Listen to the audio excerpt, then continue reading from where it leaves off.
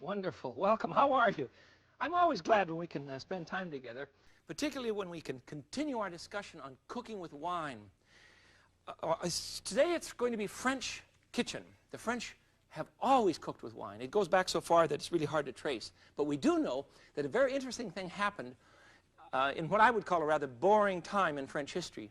Catherine de' Medici came into France to marry Henry II in 1533. And at the time, French cooking was rather bland and rather boring. So she brought her cooks with her from her beautiful Florence, Florentina, and she taught the French how to cook. It made an enormous change in French cuisine, and they have not recovered from it yet. It's interesting to note that in our time, the French are now influencing the Italian kitchens. And that's the way it should be. We should influence one another. And the wonderful thing about French cuisine is that they have wine, the best wines in the world seem to grow in France. And that's always been the case. They've had wines growing in France since pre-Christian times, during the Roman Empire. We put grapes up there and then shipped them into Rome. Wonderful times. But about 100 years ago, a great tragedy hit the French countryside. Come with me to California. I want to talk with you about it for just a minute. And now a lesson on the Great Blight. Actually, it wasn't a blight. It was a parasite that hit European vines in about 1880, and our European brothers began yelling, "Our vines are dying." Now, why didn't it happen here? Well, because in America, we have a different system of growing grapes. We grow grapes using an American rootstock that is indigenous to America. It's ours. As a matter of fact, we haven't had to bring everything over from Europe. When Leif Erikson discovered America, he called it Vineland because it was covered with vines. But they're a different kind of vine than we find in Europe. As a matter of fact, American root vines don't even grow any grapes. They're just grape stock. They have very healthy roots. So we've been in the habit of taking American rootstock, letting it grow in the ground, and then onto its shoot, grafting European grape stalks. That's what's happened, and they're very healthy. In Europe, however, when the blight hit, the parasite, the vine stalk under the ground, or the root system, was being eaten alive, literally, by a tiny, tiny little bug called phylloxera. And our vines, which were much older, thousands of years older, the wild vines, you see, were immune to this. So we took our root system over to Europe, and they regrafted, just as we did originally from Europe, they regrafted the root stalks under the ground. On top of the rootstock went the European grape, and everything was saved. It's a marvelous story. Let me show you the difference. You see, our grape stock has a much smaller leaf. This is a European vine. You understand, we're putting the vine on top of our rootstock. And out of this marriage, this wonderful marriage, comes the beautiful grape, now on both sides of the Atlantic. We're sharing the same rootstock and now the same stems. It's amazing, isn't it, that wine should continue to be shared on both sides of the Atlantic, and now we're really not sure who has which. California makes wonderful wines. Washington State makes wonderful wines. The rest of the country doesn't do too badly. Oregon's good, too. But the wines that come in from France have their own particular flavor. It has something to do with the chemistry of the soil, the nature of their fertilizing system. They plow the seeds and the pits back into the soil. And we sell the seeds and pits for animal fodder and then artificially fertilize. Makes a great deal of difference. But I love wines on both sides of the fence. Today we're going to cook, first of all, a very fine ancient French dish called weenies and sauerkraut. I did too say it. No, it's not German. No, it's not American. Originally, and it's certainly much more flamboyant than what we call weenies and sauerkraut. I hate that dish. Originally, what we wanted to cook was a dish called, how does it pronounce in French? I think it's choucroute. Anyhow, it means sauerkraut. And we're going to make pork and sauerkraut today, French style. Wonderful, with a little wine in it. First of all, I've already been cooking away. We'd never make it today. I have prepared for you in a large sautéing pot here some bacon, about 6 slices of bacon. And then I've thrown in, after you chop this up, you see, just sauté it until it's barely clear. Then I've thrown in 3 yellow onions and 3 cloves of garlic. Got that? This is for sauerkraut. You don't open a can and just cook it on the stove. That's crude. The French would never do that. The dish is from the Alsace-Lorraine region, which is in the southeastern portion of France, very near the German border.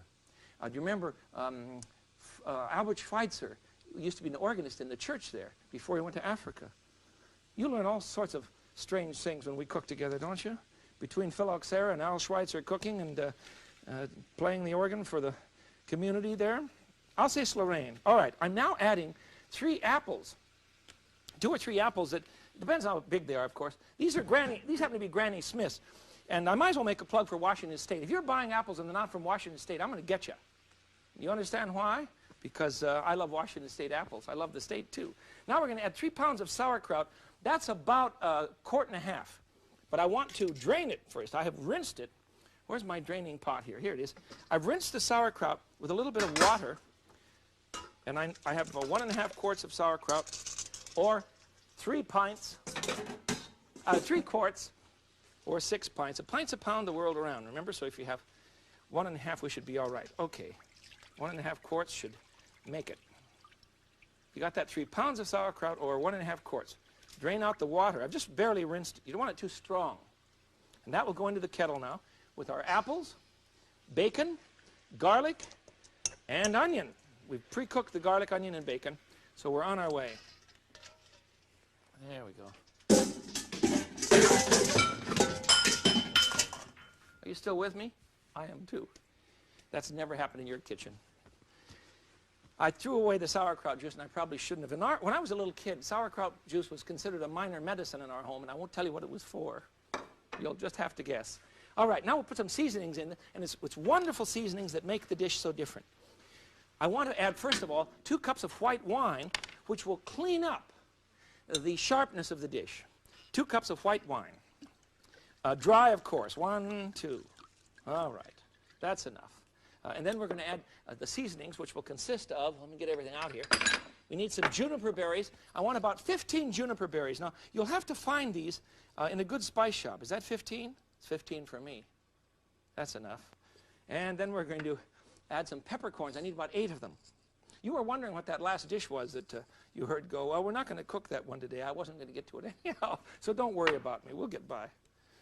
We have so much to do today, I can't believe it. 2 bay leaves. That one was kind of stinky. Let's put in 3. You know, if you want to avoid having these spices flow around in the pot, you can certainly tie them in a little bitty sack of cheesecloth. Make a little bitty bag, tie it up in a knot, you say. That'll work great. Now, a tablespoon of brown sugar will help the dish. And we're ready to go. We'll start cooking this. We'll add our first course of pork to the top of the pot. Bring this to a simmer. I'm just going to use my fingers. It works well. Stir everything up, and then add 2 pounds of spare ribs. All right? Now, put the lid on the pot and cook that for about 2 hours. Simmer gently for about 2 hours. At the end of the 2 hours, then it's time to add 1/2 pound of ham, and I want good ham. I want cooked ham. Not that thin sliced stuff. This is a real ham slice. Had a bone in it and everything. I've cubed it up, 1/2 pound, and about 2 pounds of sausages. And you can use anything you like. I'll show you what I've gotten hooked up on today. Have a couple chunks of Polish sausage, some garlic sausages.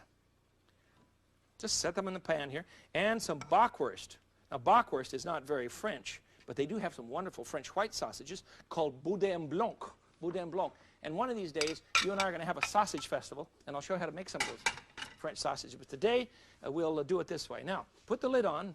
Now, we've cooked the sauerkraut and spare ribs for 2 hours with the lid on gently. Then we've added the sausages, 2 pounds of sausages, any kind you like. Put the lid on and cook for about 30 minutes, and let me show you what you get. I just love this dish. It's terribly dramatic. There we go. And let's see what it looks like. There it is. Better turn that off.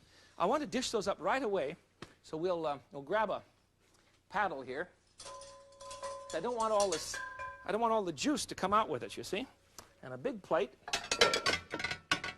And in our home, we serve this on one big, enormous platter and bring it to the table. This dish is for Channing, incidentally. He just loves it. Ah, there we go.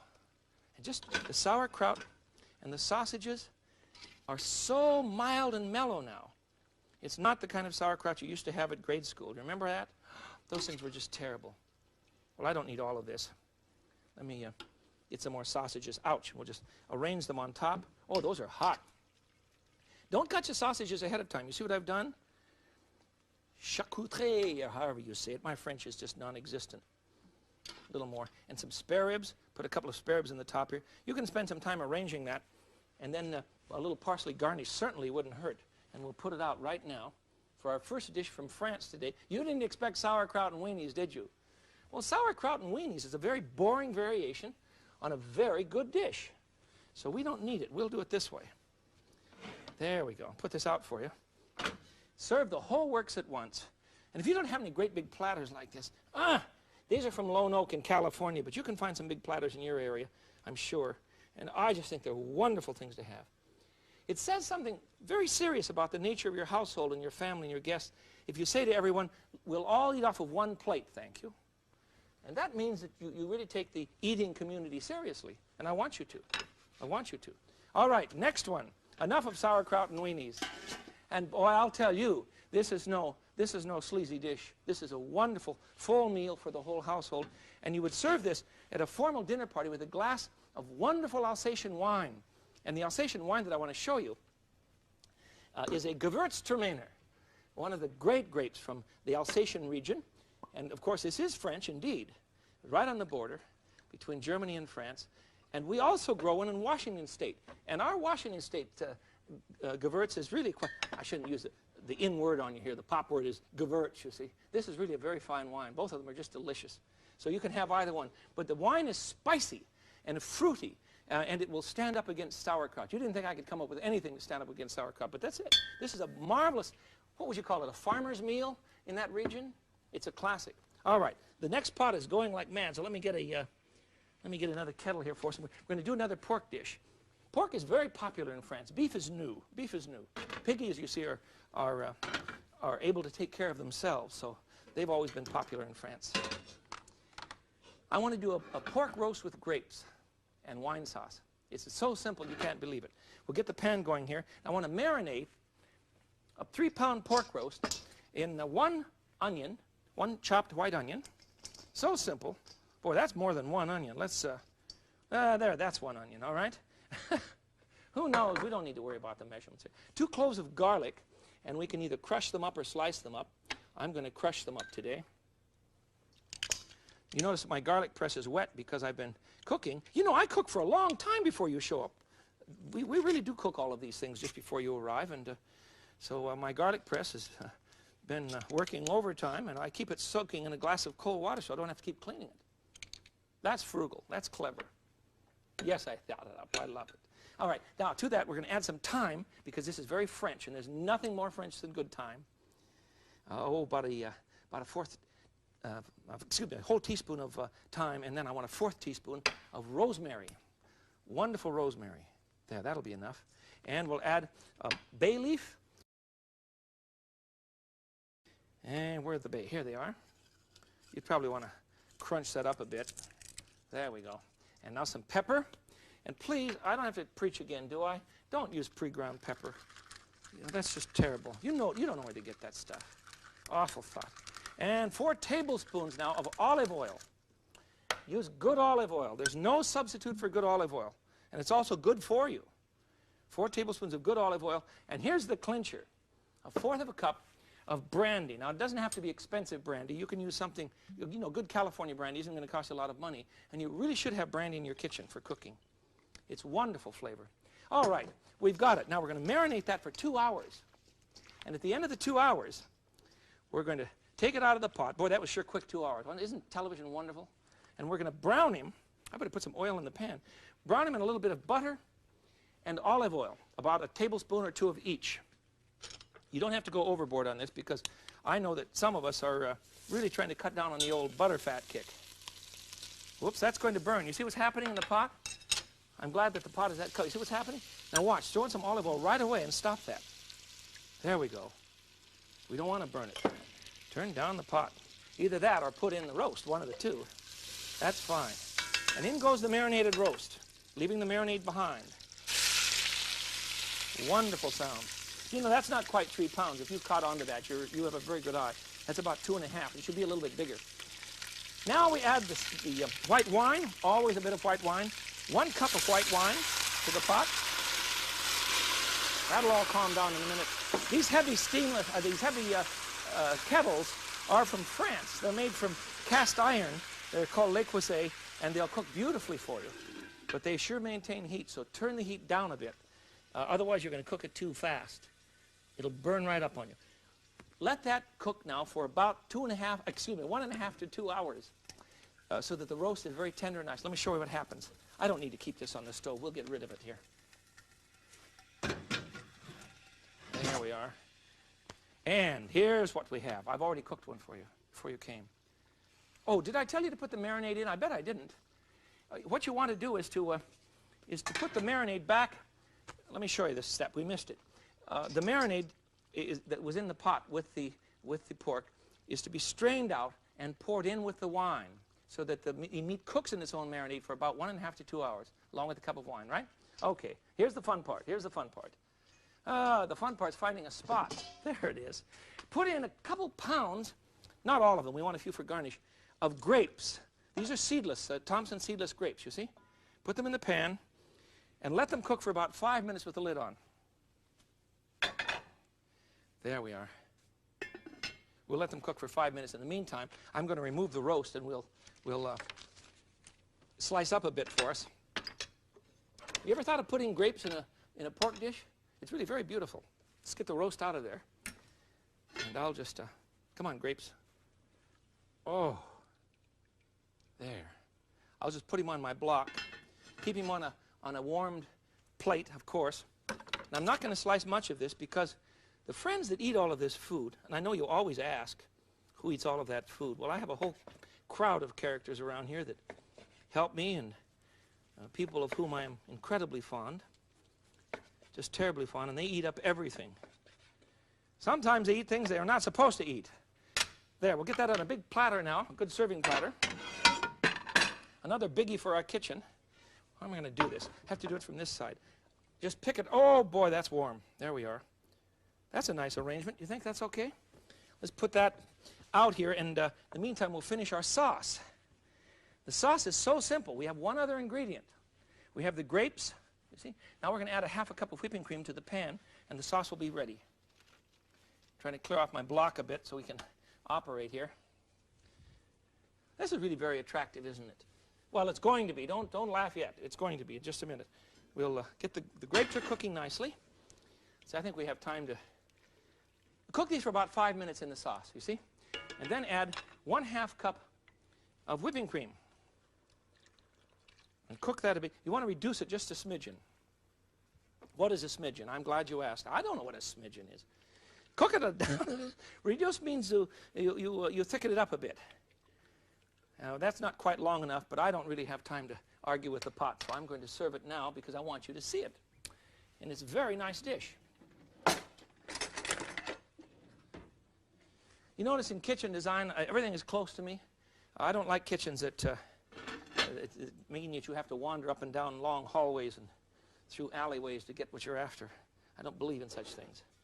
All right, this pot's heavy and hot, but I'm going to put some of the sauce right on the roast. Isn't that just gorgeous? Look at that.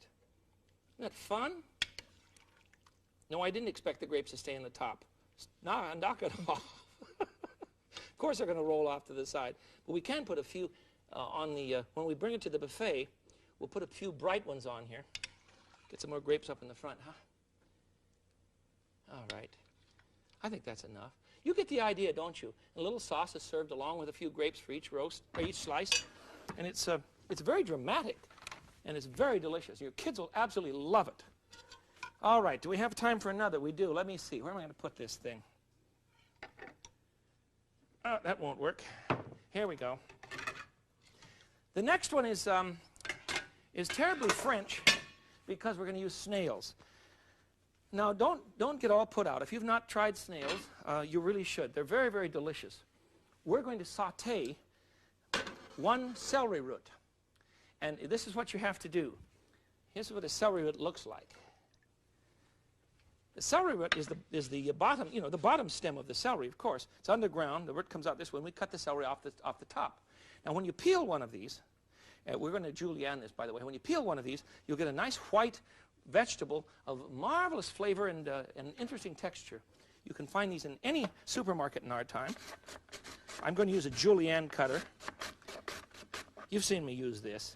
We want them sliced into nice little pieces here. There we go.